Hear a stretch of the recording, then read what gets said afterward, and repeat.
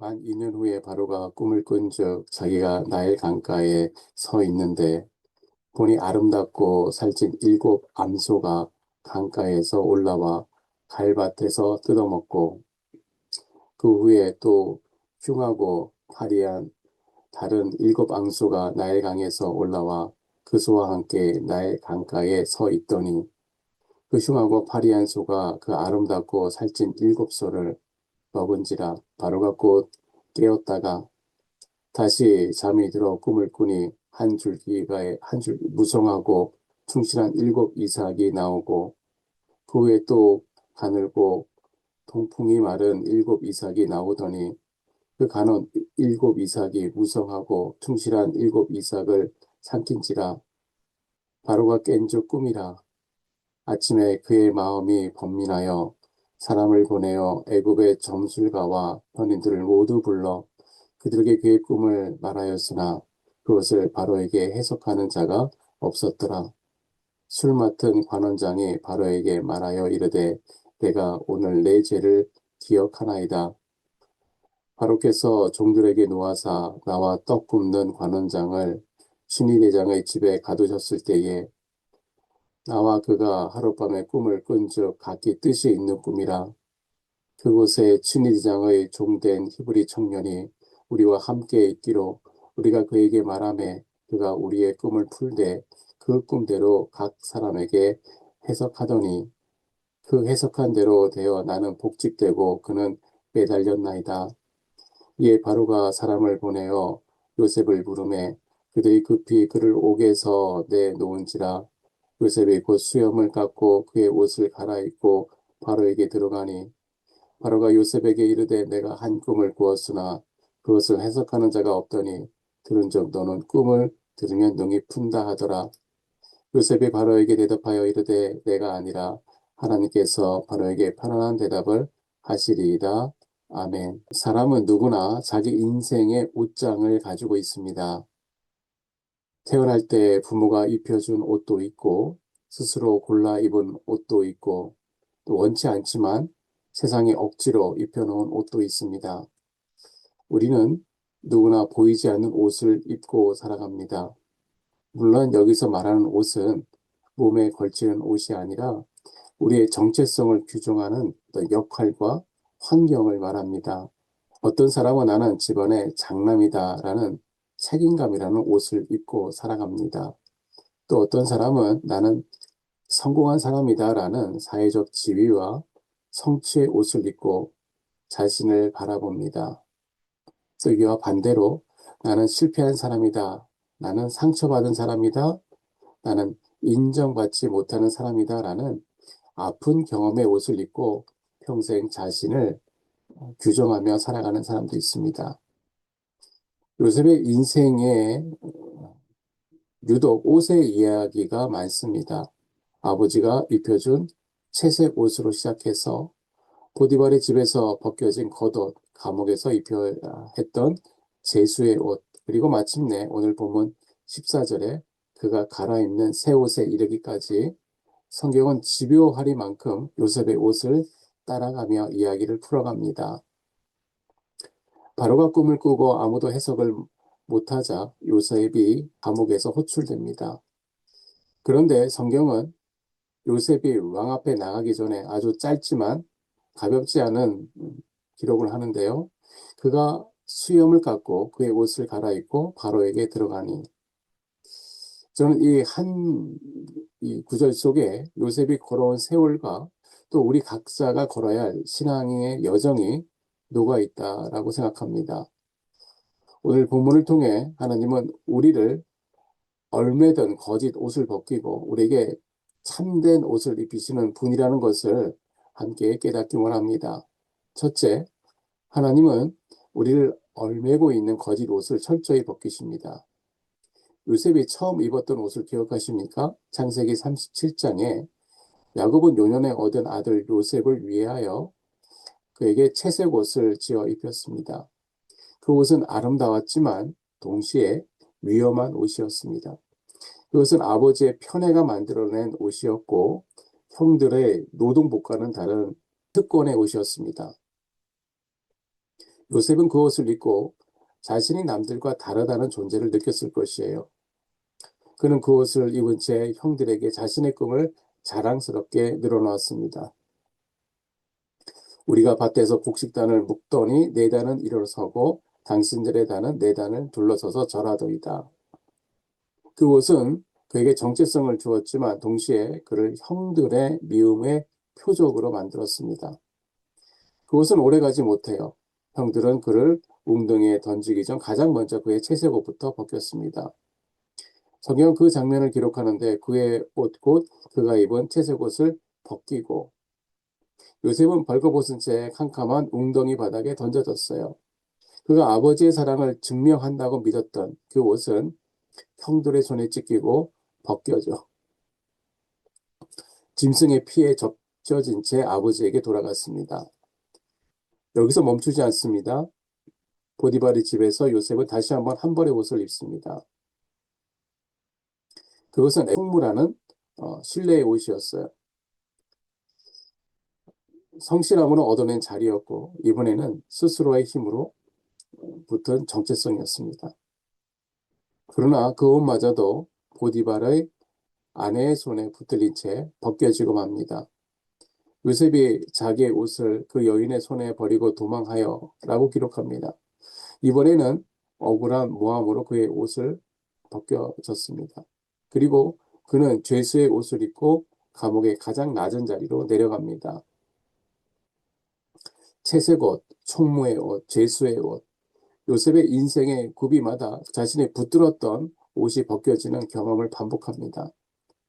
저는 이것을 단순한 비극의 반복이라고 생각하지 않습니다. 오히려 이것은 하나님의 손이 한 사람을 다루시는 방법이라고 믿습니다. 채색 옷은 아버지가 준 정체성이었지만 동시에 거짓 안전망이었습니다. 그것은 요셉에게 너는 사랑받는 자라고 말해 주었지만 동시에 너는 형들보다 우월하다는 교만의 씨앗을 함께 심어주었습니다. 소무의 옷은 그의 성실함을 증명했지만 동시에 그가 애굽 땅에서 스스로 쌓아올린 안정감의 옷이기도 했습니다. 하나님은 그 두 옷을 모두 벗기셨어요. 편애로 받은 옷도 스스로 노력해서 얻은 옷도 다 벗기셨습니다.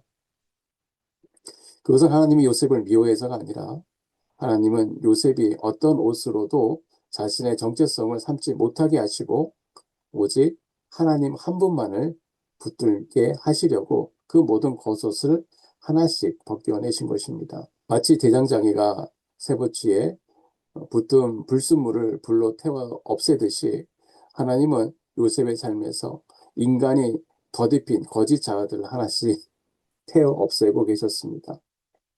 우리에게도 저마다 붙들고 있는 채색 옷이 있습니다. 어떤 이에게는 지위와 명함이 있고 그 명함이 그 옷이고 어떤 이에게는 자녀의 성취가 또 어떤 이에게는 부모의 인정이나 사람들의 칭찬이 그 옷입니다. 그러나 옷이 벗겨지는 그 자리는 거짓 옷을 벗기는 은혜의 자리입니다. 사람의 옷이 다 벗겨진 곳에 하나님의 옷이 시작됩니다. 둘째로 하나님은 정한 때에 우리에게 참옷, 사명자의 옷을 입히십니다. 감옥에서 2년을 지나고 바로의 부름을 받은 요셉에게 성경은 뜻밖의 한 문장을 기록하는데요. 그가 수염을 깎고 그의 옷을 갈아입고 바로에게 들어오니 14절입니다. 얼핏 보면 이것은 단순히 위생 절차이거나 왕 앞에 나가기 위한 예법에 지나지 않아 보입니다. 애국 사람들은 수염을 깎는 것을 문명의 표시로 여겼고 히브리의 덥수룩한 수염과 죄수의 남루한 옷으로 그 옷으로는 왕 앞에 설 수 없었기 때문입니다. 그러나 저는 이 짧은 구절에서 그 이상을 봅니다. 이것은 단순한 몸 담장이 아니라 하나님이 요셉을 완전히 새롭게 세우시는 상징적인 전환점입니다. 주목해야 할 것은 이 옷을 요셉이 스스로 마련하지 않았다는 것이에요. 채색 옷은 아버지가 입혀준 것이고 총무의 옷은 요셉 자신이 성실함으로 얻은 옷입니다. 그런 14절의 이 옷은 바로의 명령으로 주어진 옷이에요. 감옥의 죄수가 스스로 준비할 수 있는 옷이 아니라는 것입니다. 이것은 전적으로 은혜로 주어진 옷입니다. 하나님은 요셉의 옛 옷을 다 벗기신 후에 마지막에 반드시 그 손으로 새 옷을 입히십니다. 이 새 옷은 채색옷과 근본적으로 다릅니다. 채색옷은 형들 위에 군림하는 개인적 특권의 옷이었지만 이 옷은 대기근 시대의 온 세상을 살리는 사명자의 옷이었습니다. 채색옷을 입었을 때 요셉은 자기 꿈을 자랑했지만 이 새 옷을 입은 요셉은 바로 앞에서 이렇게 고백합니다. 이는 내게 있는 것이 아니라 하나님이 바로에게 평안한 대답을 하시리이다. 같은 사람이지만 전혀 다른 사람이 되었습니다. 옷이 그의 정체성을 자랑해서 겸손과 사명으로 바꾸어 놓은 것입니다. 성경 전체를 통해 우리는 이 패턴을 계속 만납니다. 탕자의 비유에서도 아버지는 돌아온 아들에게 가장 좋은 옷을 입히라고 명령합니다. 그 옷은 아들이 스스로 마련한 옷이 아니라 아버지가 값없이 준비해 두었던 옷입니다. 이사야는 이렇게 노래합니다. 내게 구원의 옷을 입히시며 공의의 겉옷을 더하시며. 사도 바울은 갈라디아에서 그리스도 안에서 세례를 받는 자마다 그리스도의 옷을 입었다라고 선언합니다. 성경이 말하는 구원의 이야기는 결국 옷의 이야기입니다. 우리의 누더기 옷을 벗기고 그리스도의 의의 옷을 입히는 이야기입니다. 우리가 이 땅에서 우리가 벗어야 할 옛 옷들이 있습니까? 교만과 자만심, 또 열등감, 지나친 상처로 인한 두려움, 이 모든 옷은 이제 벗어야 할 채색 옷이며 죄수복입니다. 그러나 동시에 하나님이 그 옷을 벗기신 후에 우리를 벌거벗은 채로 방치하지 않으십니다. 하나님은 반드시 정한 때에 그분의 방식으로 우리에게 새 옷을 입혀주십니다. 그 옷은 우리를 향해 하나님의 예비하신 사명자의 옷이며 나그네 된 우리를 그리스도의 신부로 세우시는 존귀한 옷입니다. 말씀의 결론입니다. 우리가 입어야 할 새 옷은 무엇입니까? 요셉의 인생을 이끌어온 것은 그가 입고 있던 옷이 아니라 그가 옷을 벗기시고 다시 입히시는 하나님의 손길이었습니다. 형들이 채색 옷을 벗겼을 때 보디발의 집에서 총무의 옷을 벗어놓고 감옥으로 내려갈 때도 하나님은 아무 일도 하시지 않는 것처럼 보였어요. 그러나 하나님의 침묵은 결코 하나님의 부재가 아니었습니다. 하나님은 사람의 손이 옷을 벗기는 동안 자신의 손으로는 더 크고 영광스러운 옷을 준비하고 계셨습니다. 마치 하나님의 때가 왔을 때 제수의 옷은 벗겨지고 총리의 세마포로 옷이 입혀졌습니다. 하나님은 요셉을 단지 높은 자리에 올려놓으신 것이 아니라 한 시대를 살리고 하나님의 구원 역사를 이루시는 사명자의 옷을 입히셨습니다. 하나님은 오늘도 우리에게 입히시고 싶어하는 옷이 있습니다. 그 옷은 성공의 옷이 아니에요. 사람들의 박수 받는 화려한 옷도 아닙니다. 하나님이 찾으시는 것은 사명자의 옷입니다. 하나님께서 맡기신 자리에서 하나님의 뜻을 이루는 사람의 옷입니다. 하나님께서 여러분 모두에게 세상이 줄 수 없는 사명자의 옷을 입혀주시고 그 옷을 입은 사람답게 오늘도 거룩함과 사랑과 충성으로 살아가는 저와 여러분 되시기를 간절히 축복합니다. 오늘 말씀으로 두 가지 기도 제목을 함께 나누기 원합니다. 첫째, 내 삶의 거짓된 정체성과 옛 옷을 철저히 벗어버리게 하소서. 하나님, 야곱이 입었던 채색옷처럼 사람의 편애와 인정에서 온 교만의 옷을 벗게 하시고 때로는 삶의 웅덩이와 감옥 속에서 내 옷이 벗겨지는 아픔이 있을지라도 그것이 나를 얽매였던 거짓 자아를 태우시는 하나님의 은혜의 가정임을 깨닫게 하여 주시옵소서. 과거의 상처, 열등감, 두려움의 제수복을 미련 없이 벗고 오직 주님 한 분만 나의 정체성으로 삼게 하여 주시옵소서.